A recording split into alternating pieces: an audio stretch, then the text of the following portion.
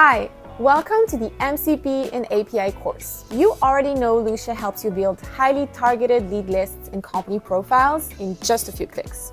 Now, we're taking it one step further. With Lusha's MCP, Model Context Protocol, you can connect your favorite LLM tools like ChatGPT, Cursor, or Claude directly to Lusha's data. That means you can prospect, enrich, and research using simple prompts and natural language.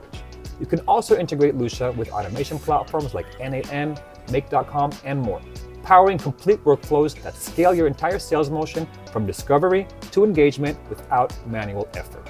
Wait, I thought LLMs only have access to public data. Typically that's correct, but that's where the MCP comes in. It connects to Lusha's API, and from there you can simply raise a request, like show me the top 5 retail companies in the UK with over 6,000 employees using Salesforce. That's it. In this course, we'll walk you through how to use Lusha's MCP, how to write the right prompts, and how to turn those results directly into a smooth running pipeline. Welcome to the new era of prospecting. It's faster, easier, and honestly, kind of fun.